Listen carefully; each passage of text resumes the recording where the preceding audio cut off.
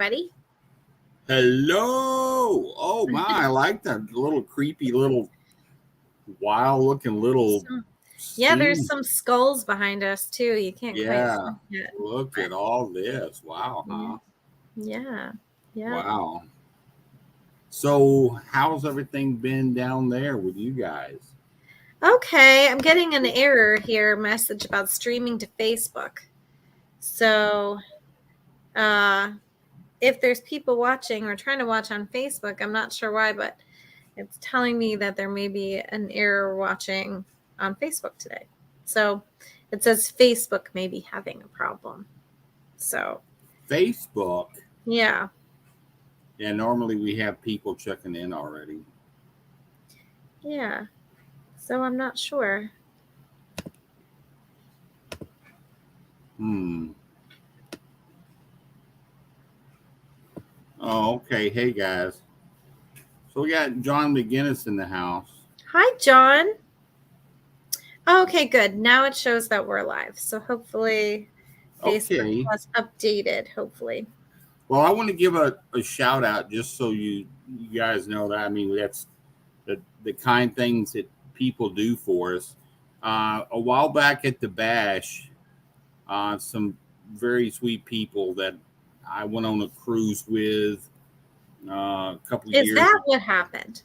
Yeah, a couple of years ago, Mm-hmm. uh, and Ben Hansen was there, and boy, that was a really fun time. We had I really kind of went to get to meet him, and it was more exciting than I thought. What a great guy! I love the UFO shows that he does, and he's just all around very cool guy. But so then here we are at the bash, and David and Mary Cicero brought a like this key lime pie or Mm-hmm. cake to our table. And while they did that, it was well liked at the show. Yeah. And I didn't get, it escaped me to give a shout out to those peeps because they were very kind about that, and Well, they're they really were so nice. They brought us that delicious bread the year before. Then they brought these amazing like lemon bars this year. oh yeah, I mean that's a big perk. I know. And And thank you, David and Mary, for sharing with us. Thank you. That was so really shout sweet. out, well, thank Yeah, you thank for you. doing that. That was super cool, and lots of people liked it. It was a Yeah, hot Keith was hot. sharing. Oh yeah, hey, get your pie over at Keith and Kelly's if you haven't You heard may about have it. to make more next year based on how popular it is. Woo wee! We had a ball, and then what's that? Speaking of the bash, big new announcement, Oh, I know. I'm so big excited. new place. Uh, I mean, I'm excited about the chances for some investigations. Maybe one of those right there by us or something. Well, that's what I'm sorry, I'm still making sure this link is working. Um, that's what Pam and Steve had said. They said perhaps we'll be able to investigate not only that area where the hotel is, but there is a farmhouse that's right beside the property that's pretty well known also. So hopefully we'll be able to check that Yeah, I'm out. already seeing some folks that are saying that they got their rooms booked. I think Oh, that I know. Oh, it's so much fun. Hi, Chad and Jeff. Hi, Steven. Yeah, I booked a room for my bestie and I, and we have a room that's well, it I'm excited. We have we have a pool facing room and I think I'll probably have to bring earplugs, but it'll be a good time. yeah, I can always make my way down to the pool. I let that go to somebody who's going to be crawling out of their Loud and rambunctious like us. crawling out of the pool into their room, waking up at Uh, 12 the next morning. Beautiful. I already You can't wait. it'll be fun to go see the people slobbering around drunk around the pool. But It'll be the complex itself is great. I mean, I was in that hotel for phenomenology. I did a gallery there a few years ago, and it was really a neat. They were just in the middle of renovations though, but the like ballroom was really nice. And Pam and Steve said they have like 6 different rooms for speakers this year. There's a restaurant and bar on the property. Yeah, There's and they mentioned that another hotel right next door. that's not an extra charge or something. They said that you. No, for breakfast. Breakfast is included now. So I was I really was like, excited about their what? announcement. You had me at breakfast. I was like, what the? And what's nice too, if you haven't been to those hotels, those of you who are watching, back in where the hotel is, it's kind of in its own little concourse area, kind of like the Wyndham, but you don't really have as much throughway traffic. Any traffic that comes down there should be going to those 2 hotels. So, if you want to hang out outside or whatever, it should be pretty nice. There was also like a go-kart track right next door, which I'm really hopeful is still there, because just in case you don't know, I'm pretty competitive at go-kart racing. Uh-oh. I know you wouldn't take it from the way I come across, all calm, cool, and collected about things. No, Buddy, I really haul in a go-kart. I'm just laying that out there for you. Hey, So. I say go get them. I mean, that ought to be pretty cool if they got the cart. I've done that back in my day when I was younger, but gee whiz, that would be cool though. Some little races scooting around. I mean, I'm hopeful that it's still operational, because Bandit is walking back up to me wanting to say hello. So for anybody that ever sees the pictures of me and Bandit, now he's going to be cute and lay on my. He's going to be shy now. Yeah, Bandit and Petey are rescue dogs. That's why you see stuff with like, with Tim Molly and all these things when it comes to dogs with me. I know Kelly does as well. I'm very, very on board with. I think it's just a matter of these dogs. I think were probably mistreated before. Yeah. Because you can almost tell that when you first get them, they're kind of skittish, and then now they get to be to where when you love them, they're just like a part of you. Yeah. And so. Well, and speaking of dogs, our guest tonight, he has some amazing dogs too, and one in particular. Hopefully, he'll share with us a little bit. But are we ready for me to bring him on? Can I bring him on? Absolutely. So everybody, tonight's guest is just a really dear parafamily friend of mine. I mean, we investigate a lot together. He has some really exciting projects that he's already been working on, and ones that are being released. And many of you know him because he does speak at different events. He'll go work with all kinds of teams, much like I do. So without further ado, I'm bringing in Chris Mendace tonight, everybody. Hey. Wow. Welcome back from work. Thank you. Can you guys hear me good? Yeah, I think. Yeah. Can you guys hear me? Mm-hmm. Yeah. Okay, cool. Yeah, wow. That was an awesome intro, Kelly. Thank you very much. That's mean, awesome. I was so excited that you could come on. So that's great. I'm excited to be on, guys. So how's everybody doing tonight? Well, I'm excited. I mean, we get to hang out. We get to hang out with you, and our fun little show tonight is Monday Night Raw. We got to give that up, and that's going to be fun tonight. And then, this Chris Mendace guy, we got to find out about him and see what he's all about. I'm already supposed to give you nonsense, according to this gentleman right here. Uh-oh. Someone that knows and loves you said they want to give you a little hard time. Yeah, he's funny. Yeah.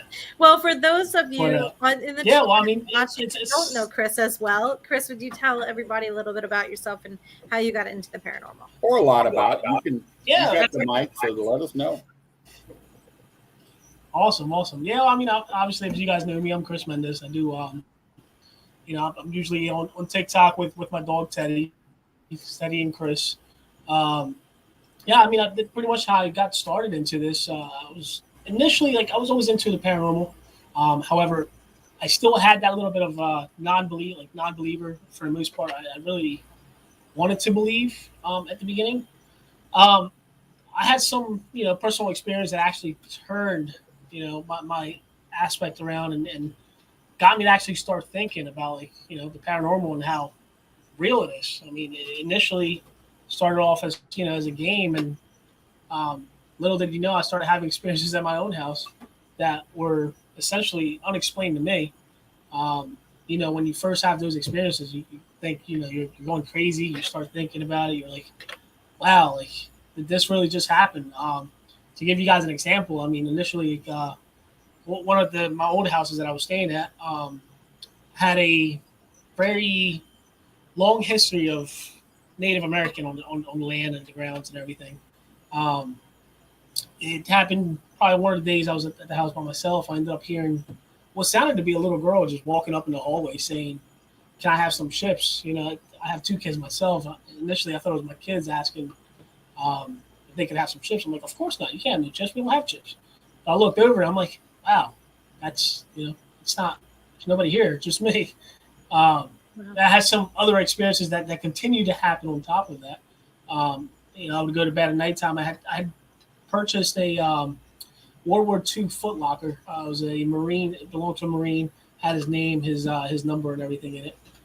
This Foot Locker, I would use when I come home from work, take my vest off, take my gun off, throw it in there, lock it.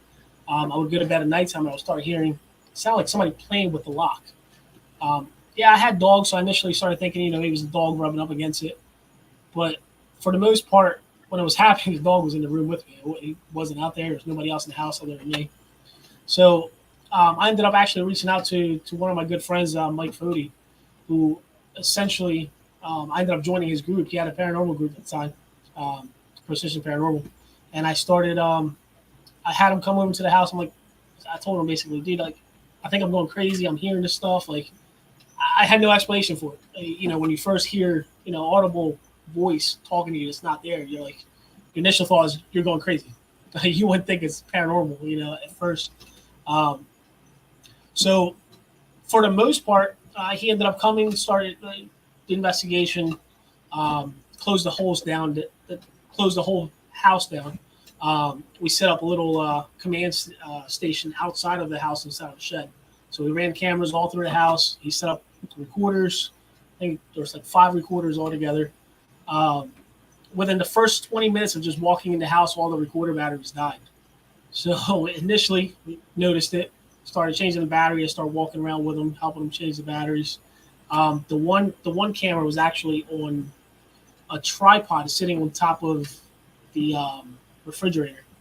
Long story short, we end up getting into my room. He goes in to change the battery, and while he's changing the battery, I hear clear as day a woman just saying hello in the living room. Thank God it had just changed those batteries, because they ended up capturing it. Wow.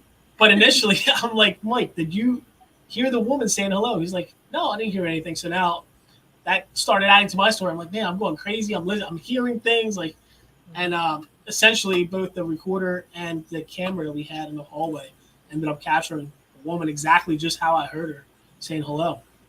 And then from there on, the entire night, it was just nonstop audible, like actually hearing voices, and it was pretty interesting. But all this was happening at my own house, which essentially that kind of changed my whole mind around, and it got me really interested into the paranormal, and it got me to where I'm at today.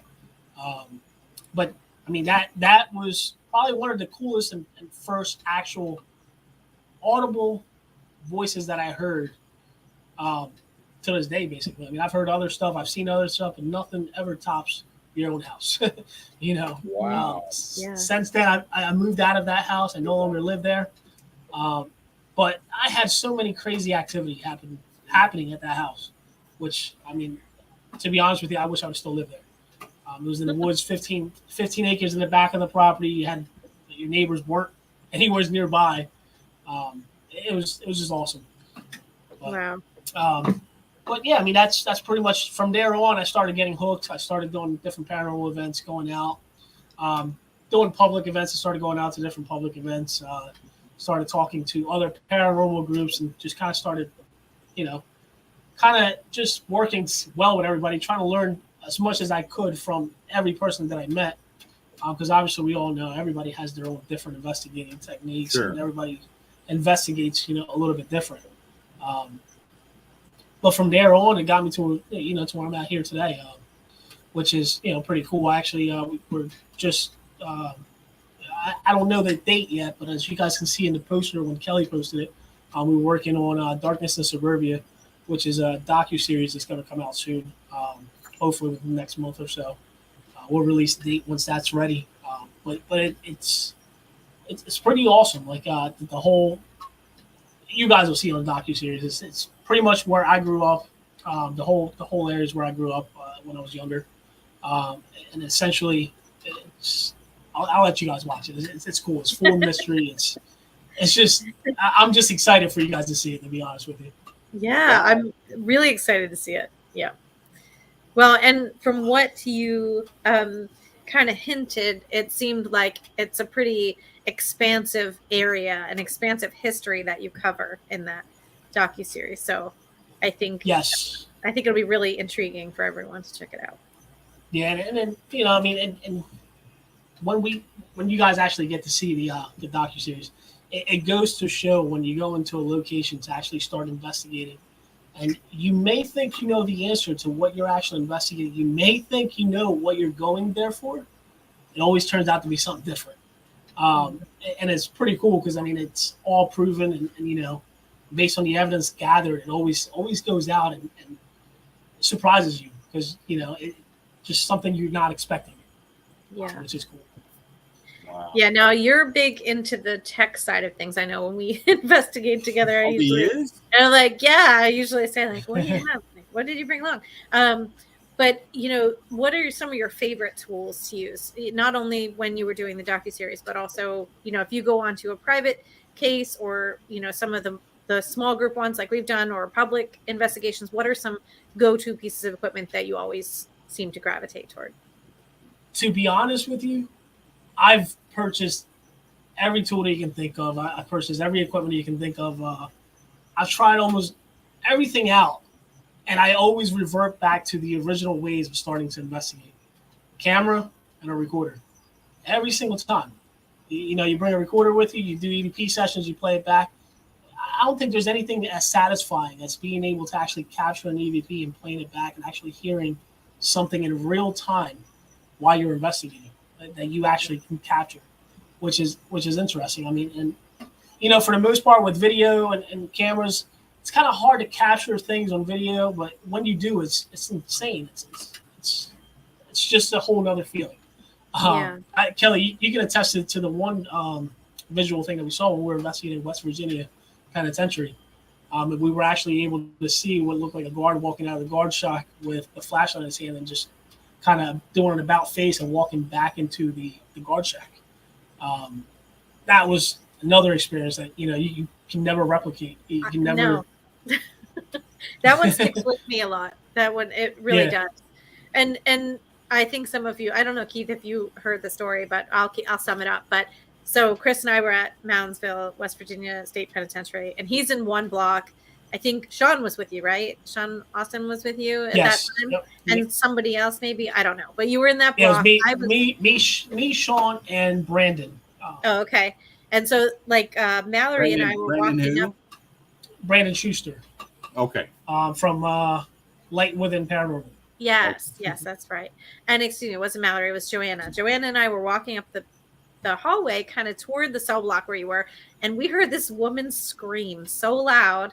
And I looked at her and she looked at me and I said, I guess somebody forgot their walkie-talkie. Like, I guess like somebody just got startled and, like, I hope that person's okay. It sounded like a human scream, a woman scream in this men's prison. And so we walked into the cell block where you were. And I asked if you heard the scream in there because we were kind of right outside the door and you hadn't, but that's what you had asked for. That's what started the whole thing. Yes. So me and Sean were doing EVP sessions, and I believe he had the S box rolling through, and as he's using the S box, we kept hearing like audibly a female coming in and out. And I said, well, if you are a female and you're here, I said, can you scream at the top of your lungs? And literally, when Kelly came in, saying that she heard a female, that her precise words that she uses, I don't forget till this day, were, I just heard a female scream off the top of her lungs, which was, it literally matched exactly what I had asked and what she had heard, and we were nowhere near in the same vicinity of each other, which was interesting and just all about like awesome experience. Yeah. Yeah. And then I walked, as we were talking about that, you had seen a shadow down further, or a light, I guess, right? And then I for the one few times I had my phone camera on, and I'm so short, but I saw this light and this person walk across at the bottom. I'm like, oh, that's just somebody who works here. Like, it was such a solid person. I just thought to myself, oh, they're just checking on us because we're in here, talking. They have cameras and things. And then we conferred notes, and we were like, we checked it out. No staff had been in there. And it was the guard with the light. Looked like someone just walking around. And that was a lifetime experience that we had at that point. And that, I mean, I'd go back to that place any day though. That was really, well, that's really cool how that, being that it sounds very much an intelligent type spirit, because I mean, anytime you do something to differentiate between residual and intelligent, and they know enough to say, okay, I can do that.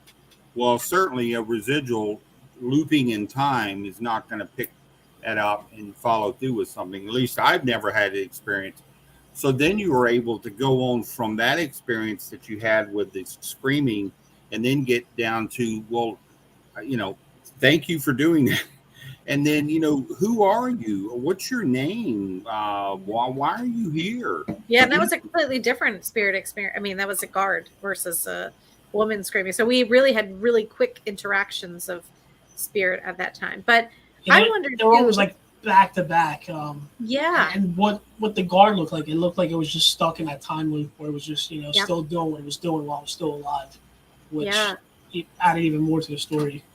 Yeah, absolutely. And I wonder too, without giving any, personal details for you or confidential details for your occupation, with working, I'll just say broadly, in law enforcement, have you had any experiences that have stuck with you that kind of connect the paranormal and your field of employment? Oh, Kelly, you took my question. Well, I was just in your brain again. That's all. In the current job that I'm at, I had one experience, which it's still like an ongoing thing, so I really can't talk about it. But it's probably, I would say, one of the craziest thing that I have ever seen. That kind of matches and correlate with more of a demonic possession, I would say, based on the amount of gruesomeness that I was able to see and just the crime in general. That case, the person's facial expressions, that almost it's almost like looking into a person that has no soul. That's pretty much as much as I can say about that. But sure. I have especially that one case sticks with me till this day. And then in my other law enforcement, the other department I used to work for, we had one place in particular which was considered to be an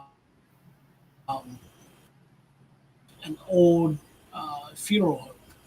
And in this funeral home, after it was a funeral home at one point, it got turned into apartments. And the story goes that after the apartments were made, back in the 90s, that there was a guy that actually ended up, hurting a female there. Unfortunately, she didn't make it. And every day on the year, they're able to hear the female screaming. And those apartments, to the point where they had to close the apartments down because of that activity, because of that audible scream that they would hear every year on the year, on the actual date of the actual murder we're talking about. Wow. So, I'm sorry. Okay, Keith. We just want to give real quick, there's a lot of people that are saying, because we had some problems before at the start of the show with whether or not. With Facebook, it wasn't really working so well with Facebook. Yeah, but so now we're catching up. So thank you. We see you, Jeff and Robin. We're glad you're here, and Heidi. So thank you guys for hopping on. We're catching up. There's been a little delay on the. There's been a delay. But I think I think we're catching up now. We were so And- enthralled with Chris, we were just Yeah. like, yeah, just keep going in the moment. Yeah. So And oh, go ahead, Keith. no, go ahead real quick, and then I'll ask him. I may ask your next question. Okay, here, but- so Chris, I mean, being in the fact that, and me and you share that commonality, I worked in the emergency services business now since probably 1986, and both being a firefighter and a paramedic, and I spent some time in law enforcement as well back in the day when I worked in that division of the fire service.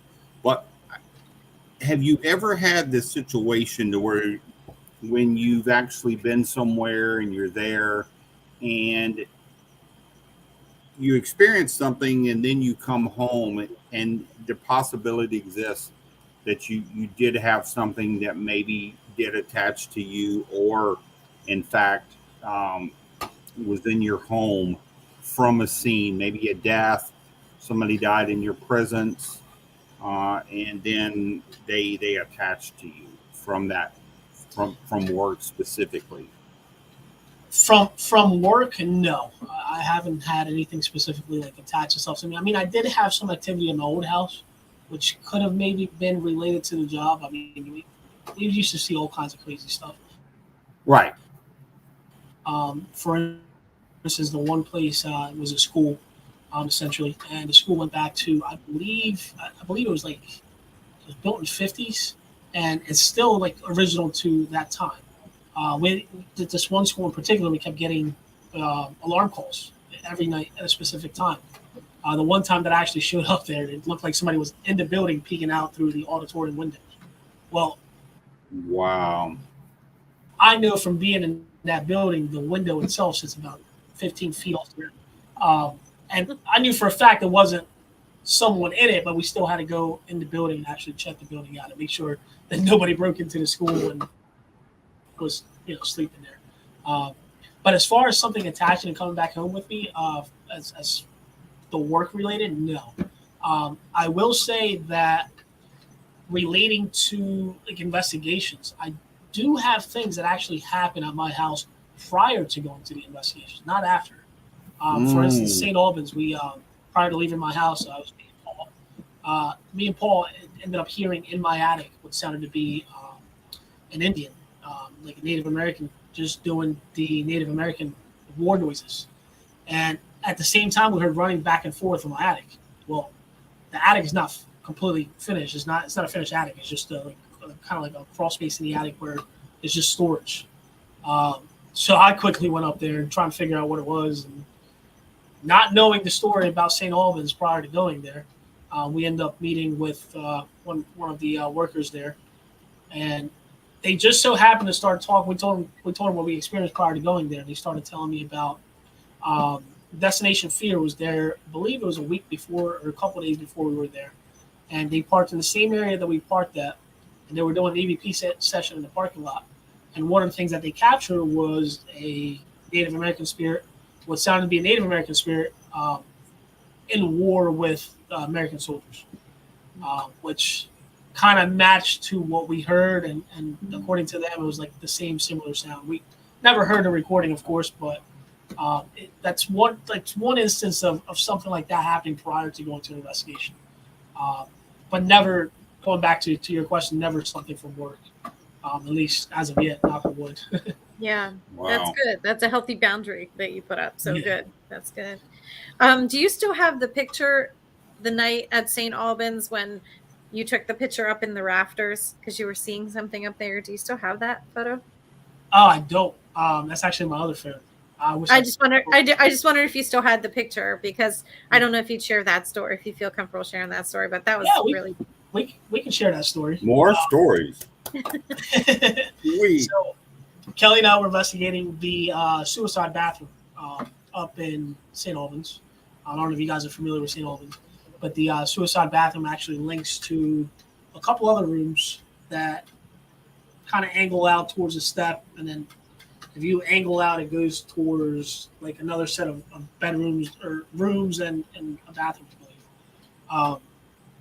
There's this little one section in the roof part right in the hallway that kind of connects the suicide bathroom to the steps. And that little section, it's almost like an attic access point that the lid is actually just cool. While we were investigating, it's completely dark in there. At one point, we start hearing things moving around up in the attic area. So I shot my flashlight up there, don't see anything. I started looking back down, and as we start looking up, honestly, I don't even know how to explain it. It almost looked like a little, kind of like a gargoyle if you picture like the stance of a gargoyle with like yellow glowing eyes. It was creepy. The color of it was more of like a grayish color, like a dark gray. So you can kind of see the difference balance between the black of just the darkness in the room and the actual figure that was sitting there. And it was sitting right at the corner from the attic access point. I'm just staring down at me and Kelly. I looked up at it, I'm staring at it, and I happened to look over and I saw her facial expression. I was like, "You see that too?" But you can take it over from there. Yeah. Well, you caught it on like you took pictures, right? You took a couple quick succession of photos, and you actually caught it on camera, which was so cool. And I mean, St. Albans is another place like West Virginia State Penitentiary. Like it has an energy all of its own. And if there's people in the chat or watching that haven't been, it's not for the faint of heart for sure. I don't like recommend like a first timer going there without supervision, but it's really, really, it's really, really an amazing place. And that it just made me think. I always think of that story too. I mean, it's just a really, really cool place to visit. Robin does have a question. I don't want to go by it. She asked if you've ever heard your name called from spirit. All the time, especially as of lately, recently. We've been investigating, actually, the past week. I investigated 3 locations back to back. We went to Madison Seminary, the Hinsdale House, and Wildwood Sanatorium. Wildwood Sanatorium, one of the coolest EVP I ever got. I was in I don't know if you guys are familiar with Wildwood Sanatorium, the doll room in Wildwood Sanatorium. I'm sitting in the doll room by myself doing an EVP session.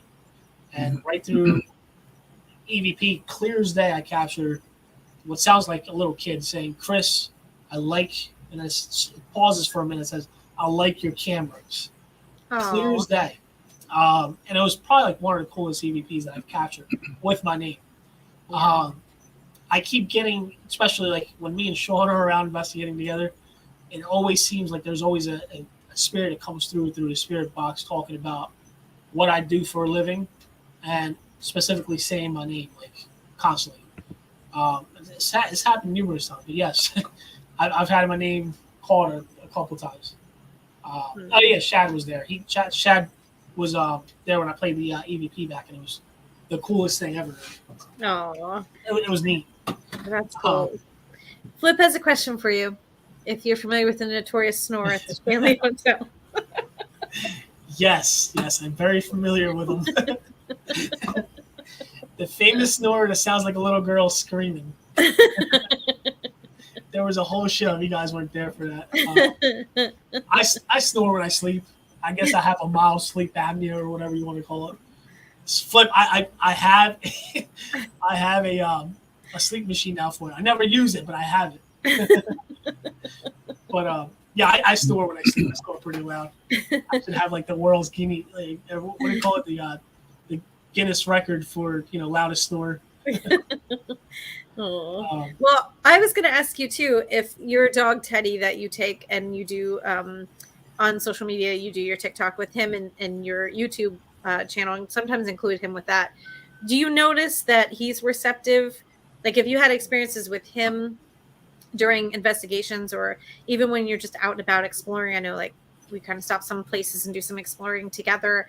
Like you can tell dog behavior because you're a dog person as well versus spirit interaction with that particular animal and their behavior and like mannerisms and things. Have you noticed that with him more so? Does like as he's grown, have you noticed that grow too?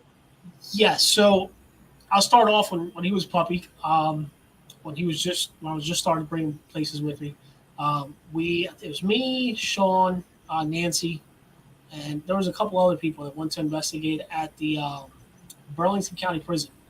I had just brought him with me. He was a puppy. He was all excited.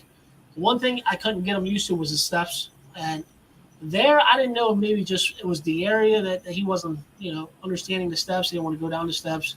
His whole demeanor would change once he would go near the steps.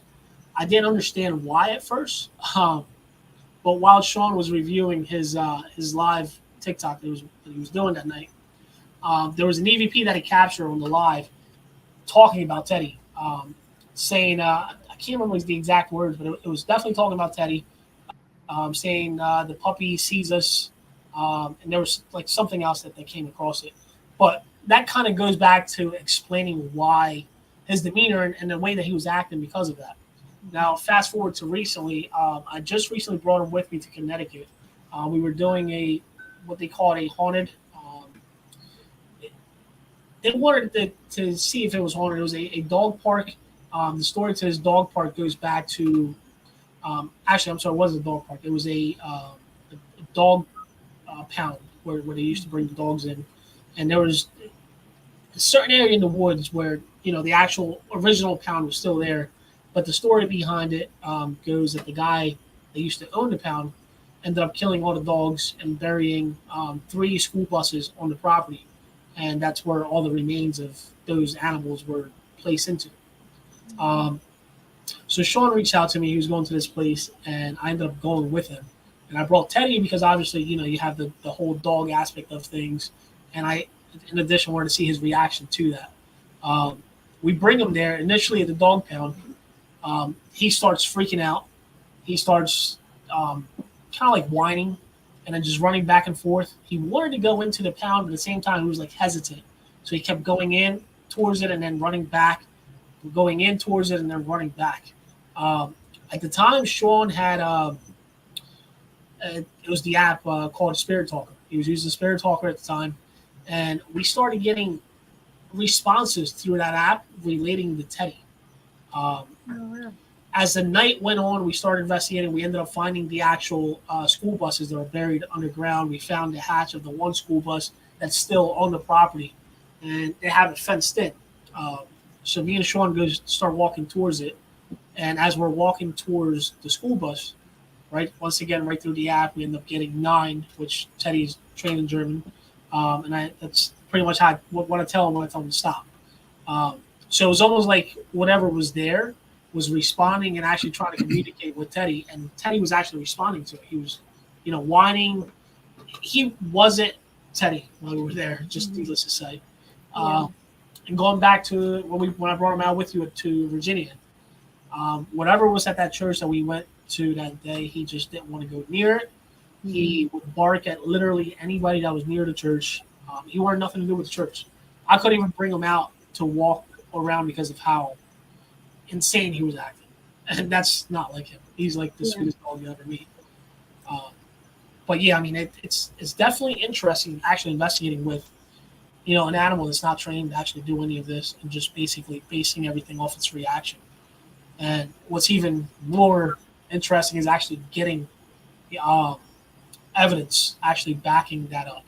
Which it's pretty awesome.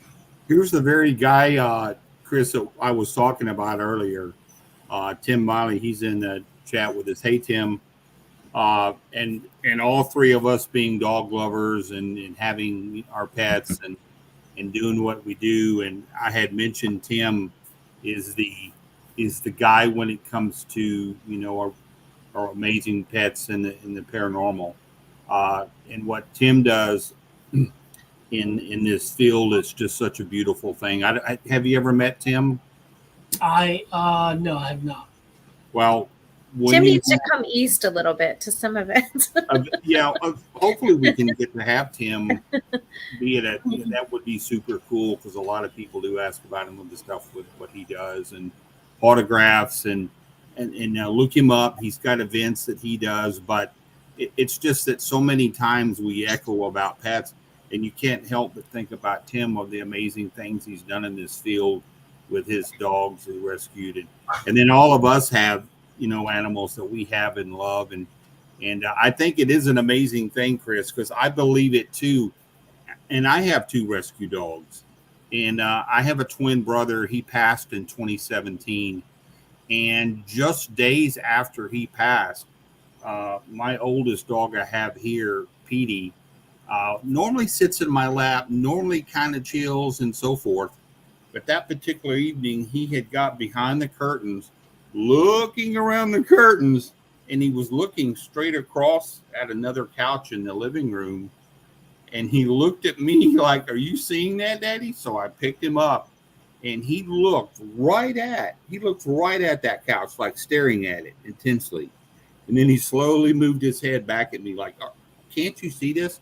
So I finally just did a little short session. I says, "Kevin," and it was just a few days after he passed. I said, "Are you here with us?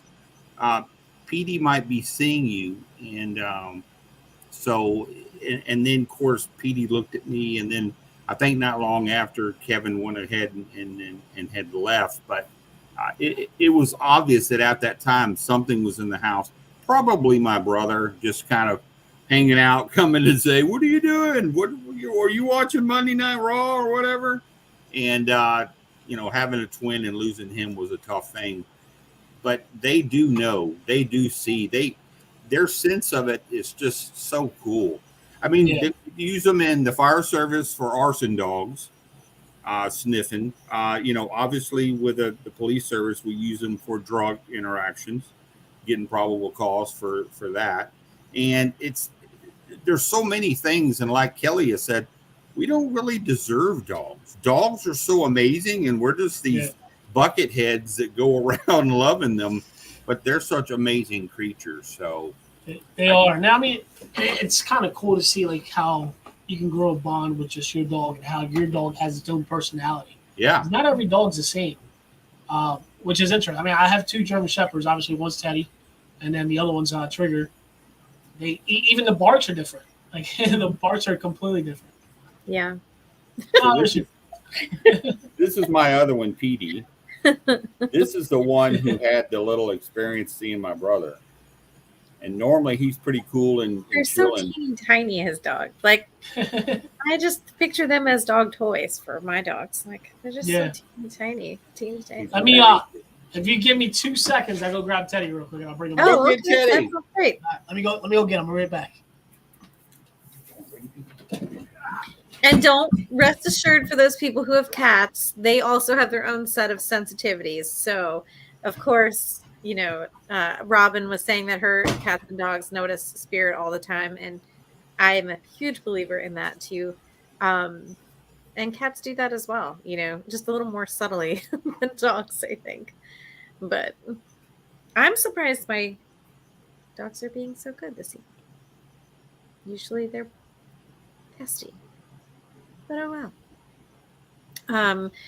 While Chris is getting Teddy, make sure that if you do not follow his TikTok, his YouTube, on Facebook, make sure to look him up and follow him.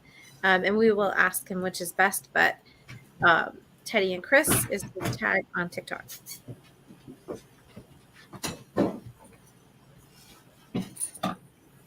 Yeah, boy. All right, I'm going to move the camera around. So you guys ready? Yep. Oh. Teddy, here, boy. There's Teddy.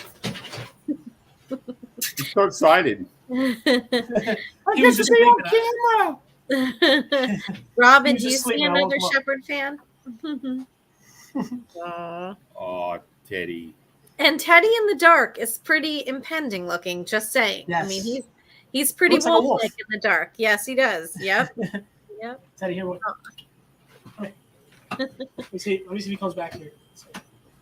Oh, there he is. It's okay. Oh. Sit.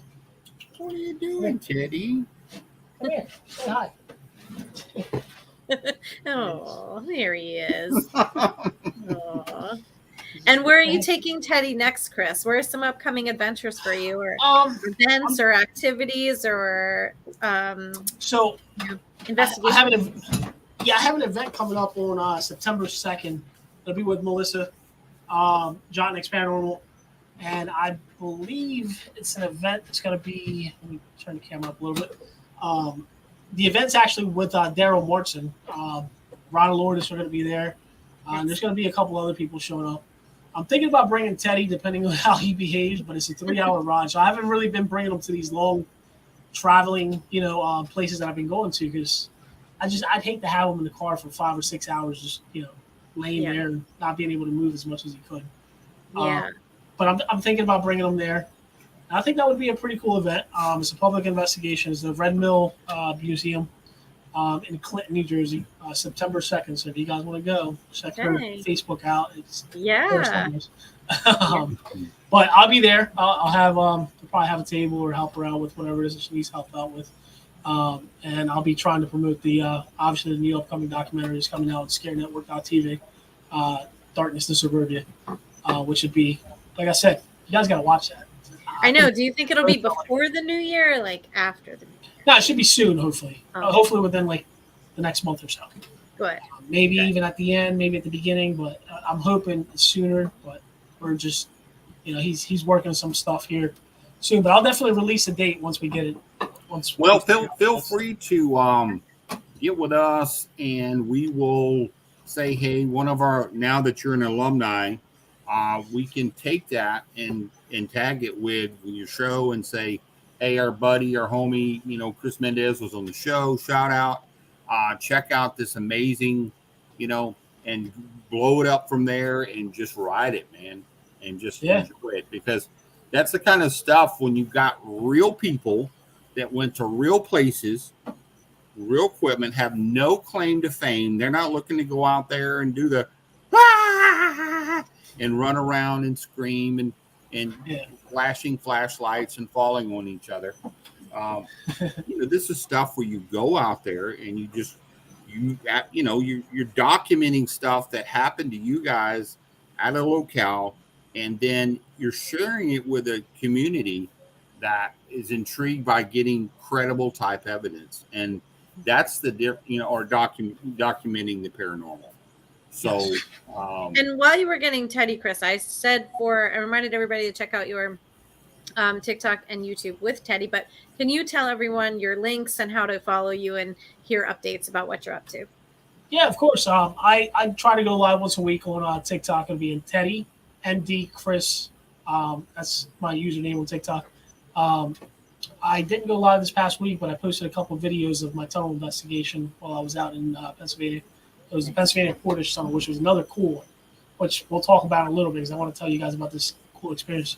And then I have 2 other Instagram, Facebook accounts. Obviously, Chris Mendace for my personal account. You have United for the Unknown, which is my initial account that I made for just everybody and anybody that wanted to actually talk paranormal and basically kind of share their ideas, and I can share like art pictures and everything and all that stuff in there. Experiences of the unknown, and then obviously Teddy and Chris. But it's pretty much the only ones. Teddy and Chris is on Facebook, Instagram, and TikTok and YouTube. But like I said, all the other stuff is like the docu-series and everything like that was shown. So it'll be Sean Austin and Shane Pittman from the Holster Files. He's in the docu-series as well. And you'll see a whole bunch of other faces that are pretty cool. At least I got to get with you because I'm not sure if we're friends on Facebook. I got to looking. I don't know if we are or not. I'll add you. I'll follow you. Well, I want to see about some of the tech stuff that you have and what some things, because I'll talk off there. I won't mention that my word I say on this show starts with a P, ends with an L. Kelly's laughing. When you started talking about seeing these other creatures coming through, we'll talk about that off the air. Anyway, it's cool stuff. I think. And where were you, Chris? You said in Pennsylvania. You said. Yes, I was in the Portage Tunnel in Pennsylvania. Sorry, that Foot Locker I was telling you about that belonged to the Marine. It's actually sitting right above me, and as we were speaking, like there was a whole bunch of movement over there. I thought it was Teddy, but Teddy's actually on this side laying down.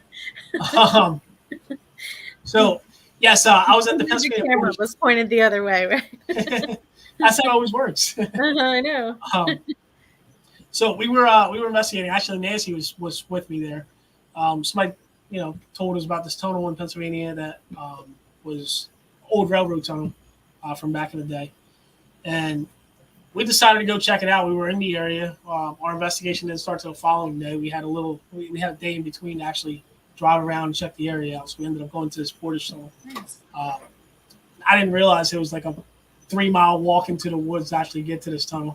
So we ended up getting to the tunnel like really late. It was dark, and it was neat. It was an experience that I've never had before, and it had to do with fog coming from the actual tunnel. At first, I started thinking logically. I started, talking about, well, temperature's dropping, temperature's changing. The tunnel is actually, changing the temperature itself. The fog is going to start creating itself. And I was thinking logically all the way up until the point where I started doing experiments with the flashlight. So I took the flashlight, instead of shining it directly into the fog, I started shining it like down and shaking it back and forth. And I asked for whatever was there to manifest itself. And clear as day, while on TikTok Live, while I had other people watching, you see this crazy full body like apparition in the actual smoke, or in the fog, just appeared. Wow. You're not the only. That's so cool. That happened to me in Gettysburg, and I have that picture. I'll send it to you. Yeah. And other people have said they've had that too. So that's so cool to have someone like yourself say, you know what, I experienced that too, and we'll have to talk because that's super cool when they do that. And it was just cool because I wasn't just the only one experiencing it. Everybody that was watching at that time were actually seeing it too. And shortly after that, a whole face actually appeared on the fog, and it kind of just like floated like towards me, like towards the camera where I was holding the light, and literally everybody was shocked. They were like, "What? What was that? Like this and that." And I was shocked myself. I'm like, "Well, that was fun." Then after seeing that, I started actually experimenting with the fog and trying to see if maybe I can manipulate the fog. I would ask if it could actually do away with the fog, and you can see the fog slowly going back into the tunnel. And then when I would ask for the fog to come back, you can actually see the fog coming back out towards the tunnel, which was neat because it was the fog pretty much blocked out your entire view. It blocked out the entire tunnel. It was almost like you were just inside of smoke. Mm-hmm. And needless to say, it was just me and Nancy there. So not only are we like 3 miles away from the car, we have all this stuff going on, and we were the only people in this tunnel. Wow. So it was just neat. It was a crazy experience with just fog, and it makes you think, like, thinking and trying different things outside the box actually seemed to work in this particular investigation. Like I always said, I mean, we don't.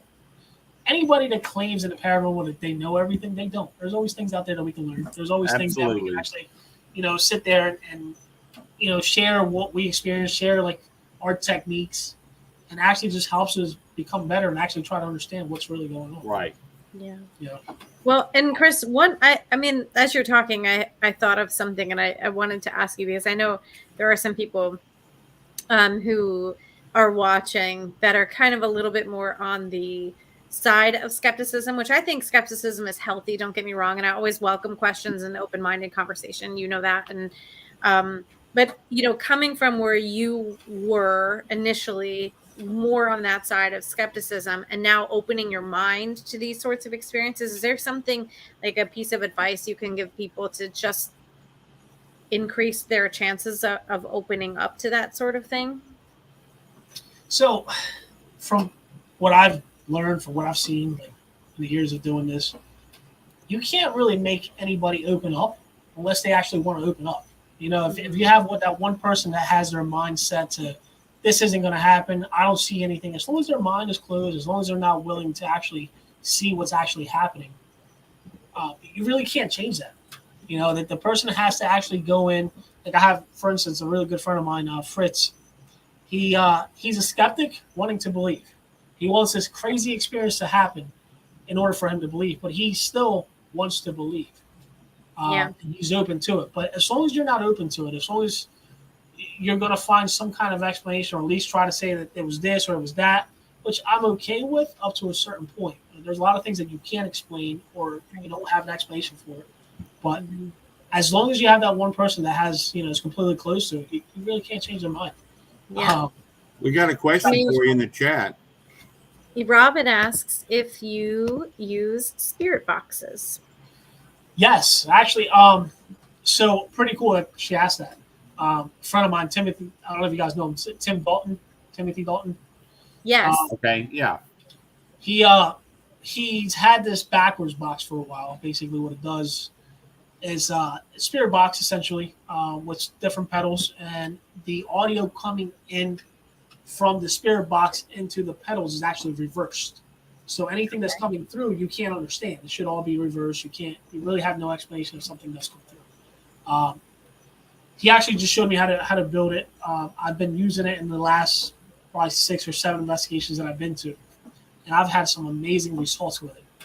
Right now, he's got me hooked on the Panabox Spirit Box, the old school Panabox, not the S Box or the SB7. I've used the S Box on it. I'm just not a fan of S Box. I've had my bad experiences with S Box in the company, and I honestly just kind of veered off, and I try not to use it as much as I can. But the Panabox is, I've been getting some great responses. Shad was actually with me at the last Shad and Tim from Jotniks, New Jersey. Mm-hmm. I saw Erica in the chat too, if she's still here. Yeah, we were at the Hinsdale house, and while in the Hinsdale house, there was a spirit there that didn't want Tim there. And as soon as I turned the box on, you have this spirit just come through and say, it was pretty much asking Tim to leave. And it was just clear. Like, he was actually able to capture it through an EVP because he was recording it. And you could hear it through the spirit box, which what I call the backwards box. You can hear it just coming through clear as day, just talking like an actual word. And I've noticed that the more I use that backwards box, the more response I start getting in different places that I go to. And Interesting. It's just neat to have them. Like, some of the responses that keep coming through, it's almost as if they think it's a telephone. It's almost like they're using a telephone. Like, you actually hear them or whatever is there referred to it as a telephone. The one instance, what was it, Madison Seminary, we had somebody whistling through it, which, mind you, is a spirit box in reverse. How are you getting any kind of whistle through the spirit box, you know? But it's just neat. I try to kind of take all the skepticism out of what I do and the equipment that I use, and try to take all the guesswork and all the explanation out of it, and try to give it no explanation, so that way when something does happen, you really can't explain it. And that's what's really cool about this S box, the backwards box that I've been using. That's neat. Wow. You have to bring that along next time we investigate. I was trying to say, looks like I need to book a flight. I'm out there by the afternoon. Chris, you had me at Spirit Box. That's right. I'm all in. A big bulky fireman on the way. So your next event, Chris, is September 2nd, like your next public event. So as you know, if anyone's interested tonight, they can find that information. I think you reposted it also, correct? Yes. Yeah, it should be on my page, and if not, it's on Jotniks Paranormal, or just look up the Red Mill Museum in Clinton, New Jersey. Their Facebook page should have the event on there as well. Also, tomorrow night, I'll be in another podcast also as well with Shad on the Jotniks Paranormal podcast. We'll be talking about the investigations we just went on. Great. Chad, I got to tune into that one. He told me that you were reviewing evidence from that, so I'm curious to see what. Hey, Chris, do you know a guy named Wes Coleman? I do not. I don't know if they've ever overlapped at anything. Well, he actually doesn't necessarily use spirit boxes. He does dancing for ghosts. Pretty much this little cosmic little thing that he does, kind of like this Canadian little jive. And the ghosts, they just come running. And we've had them say, go West, go West. I haven't seen any dollars come through the space all of a sudden, just like a little dancing, but we're working on that. No. Wes is a great guy. He has investigated with us, and that's great. I got to see that sometime. You got to tell me where he's at. You'll have a ball with him. He keeps us all laughing. So I'm excited. Awesome. I think at that event, I'm just going to have to pop out there, and because I've been with Kelly now for 2 years, but we've investigated several places, but we always tend to have a little magic as well. But it seems like you have this energy I can tell about you too that's really amped up, like you want to find it, but you're also the key thing we say so much. You're a nice guy. You're a nice guy. You're not Well, this. it's all about intention. It's all about intention, and that's Yeah, one of the but reasons I love investigating with Chris so much, because we yeah, have the same he's intention. a nice You know, guy, and you know Yep. Oh, well, thank you. what Gross wouldn't want to come up and sit at the bar and share a beer with Chris, and that makes a big difference when you have somebody that's just a buckethead. You're like, why would they want to be here? And then they leave, and we're not getting any interactions. Well, is it any wonder? Is it any wonder you're not? They don't want to hear it either. The only thing they don't have, and I'm finding this more and more and more, is a body. They just don't have a body, right? Yeah. But they can see us. We know that. They can see us. They hear us. All the other things. So if we're nice to them, I think that we get so much better intel. So yeah. So the way I try to go in investigating is basically I try to think of the person still living. If we're going into a place where they might have owned at one point in time, actually go in there with respect. Like the more I've noticed, the more respect you give to whatever's not there, the more responses you'll get. Yeah. I've seen some other groups investigate, and they're all into it. Trying to antagonize things and essentially, in other words, trying to piss something off. You Right. don't want to do that, because at the end of the day, like not only are you not only making a spirit angry, you're going to get negative responses because you're putting a negative, vibe out. You're going to get those negative responses. You're going to get all sorts of crazy activity, but you're also creating it. Where actually, when I investigate, I like to just try to figure out exactly what's happening. I also like not knowing when I investigate, like not knowing the history, not knowing anything about the place, and having somebody actually know the history, so that when I do get something, they can actually, articulate it or actually go back and put two and two together and kind of correlate. I can't even say the word. Kind of match things basically that you're getting versus the history. Yeah. I see a couple. Yeah, Mikey has a question for you. Yes. What do you think about ghosts and UFO experiences being similar? Wow, that's a good question. To me, I have a whole theory on that. that's just going to open a whole nother can of worms. But let's talk about like Bigfoot. A lot of people see Bigfoot for a split second and it disappears. Think about it. What also do you see for a split second and it disappears? Spirits. You see, you're able to see, like just recently when I was out in Waverly with Chris, Hammy, and Sean and Eric. We ended up, once again, TikTok Live. I'm sitting there on TikTok Live. I'm shooting down the hallway. Out of the corner of my eye, I keep seeing shadow figures walking back and forth.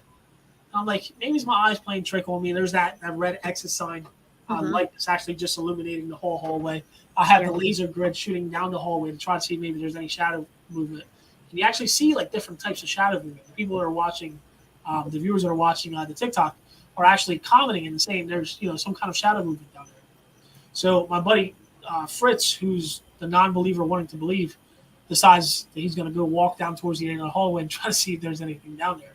Once he gets down to the hallway, he feels like there's, he gets that eerie feeling like things are looking at him, so he starts walking back. He walks back towards us, and Chris just happened to be at the right angle.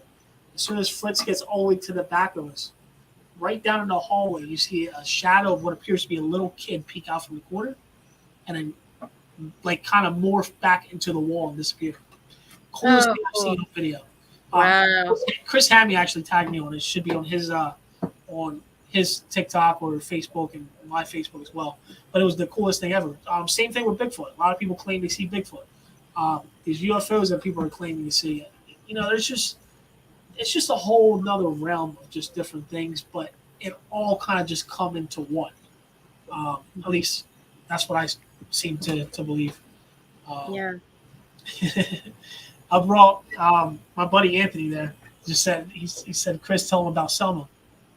I brought him with me to Selma, first investigation he ever did with me, and same thing. He wanted to experience things, and we get to the third floor of Selma. Obviously, Selma is another one of those places where it seems to have more activity as you talk more to each other. The more you talk to each other, the more you seem to vibe with each other, the more activity you start getting off, different peripheral things that you're seeing. You start hearing audible voices coming from the second and third floor. I ended up bringing Anthony to the third floor, and as we're walking up to the third floor, it was me, Anthony, and Nancy. We hear these crazy footsteps running towards us. I don't know if you guys been to Selma. As soon as you go up to the third floor steps, on the left-hand side, it shoots off to the bathroom, and then the little room to the right. Yeah. We hear these footsteps in the dark just running towards us. He freaks out. So we go over to the doll room. And as we go over to the doll room, I start telling him about my previous time being there and how the little door latch opens by itself. And as I'm telling him the story, literally that little cupboard opens and it flies open towards us. So me being me, I start trying to debunk maybe it was me, a certain way that I step on the floorboard, a certain way that I move. I start doing everything that I was doing. I even start jumping up and down right next to this, cabinet door, and nothing happens. It just so happened to open at the same exact time that we were talking about the door open. So we move over across the hall from the little kids' room. We're in the other room now. So I do the haircut and the shave knock to try to see if I get a response. We're pitch black. The perfectly good, two loudest knock I have ever heard. right next to Anthony. He starts hugging the wall and freaking out. It's pretty funny. Long story short, he became a believer that day. there was no way that anybody could have knocked on the door. There was no way nobody could have knocked on that wall. Uh-huh. It was just insane. It was the greatest response I think I got that day. That's a cool story. I like that when you take the non-believers, but I got a story for another time. Chris, give us an idea of how to get a hold of Chris Mendace, who we've all obviously tonight, have just really taken to. I didn't know much about you coming in the show. I knew Kelly did, but I can honestly say I think I got a friend now, not just because of the tech thing. You had me at the tech thing. You're also an emergency service guy, but you just seem like that guy you want to sit down at the bar and say, "Hey, let me buy you a drink." You're just that good, just a good guy. How could you not want to sit down and talk? So tell us. Yeah, people that book you for an event or speaking engagement. Or what something. You want to tell us how to get a hold of you, because people are going to want to reach out now. Trust me. What's the best? The name Chris Mendace. Look me up on Facebook and just message me on there. Messages come right to my phone. I'll respond as soon as I can. Usually at work, but I mean, I work 3 on, 2 off, 2 on, 3 off, so I got a lot of free time on my hands. So, just reach me on there, and I mean, we can talk. Perfect. Well, Thank you, Chris, for making time. I know you work today, so thank you for making time. Thank you guys for having me on. Yeah, of course. Of course. You have a minute to wait backstage till we wrap up. Do you have just 1 minute? There should be some fresh food, some drinks.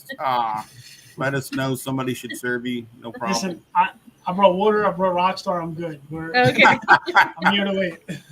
Perfect. But thank you guys. Yeah, thank you guys for having me on. And like I said, I mean, you guys are awesome. Kelly, you're awesome. Aww. Keith, it's a pleasure meeting you. You seem like a great dude. Yeah. And hopefully we'll get to do something together soon. Oh, absolutely. Well, we have backstage and we have evidence. I want to investigate with you. Kelly's going. I'm like, well, this guy must be a rock star. Yeah. And you seem like it. So well, I'm just me. I try to be me as much as I can. Come on, you're giving this the talk with you. Hold it. Hold it with the talk. Oh my gosh. Oh yeah. All right. Well, I'm gonna have you wait backstage, and we'll come back to you in just a minute. But thank you again very much. Sounds good. Thank you guys. I appreciate it. See you soon. Oh, he's so fun. Wow. What a great everybody guy. for tuning in. And it was so great to see some faces and names. I still wanted to keep talking. Up that I didn't see for a while. So we got a couple of folks in there. Yeah. Folks, we apologize. We did have a little bit of a blip at the first of the show. Well, it wasn't our blip. It was the thing, the site. It wasn't. Yeah, I was doing everything right. Let's just say technologically that's questionable for me, but this time I was, and it just wasn't connecting. But I think it caught up, and just letting everybody know. And we have already talked about this, buddy, but just letting everybody know, our next show would be Labor Day, and we're gonna skip it for the holiday because of some holiday plans and whatnot. So the following week show, which would be 2 weeks after Labor Day, is my birthday week. So we're gonna do something special for that show, and just because we can, because I push the buttons, so we can do whatever we want for that show. She runs the gig, so no doubt about it. So Well, I'll tell you what, we're gonna do something special for that show, but next show there will not be a show because it will be Labor Day. So well, I tell you what, it was fun tonight. Chris is a rock star. Fun stuff coming up in the near future, but just know we love all you peeps that are in the chat. Y'all are indeed family, and that's right. It helps what makes this show so fun. Yeah. So until our next show, that's right. As we always say, we love you. We love you. Good night, everybody. Bye-bye.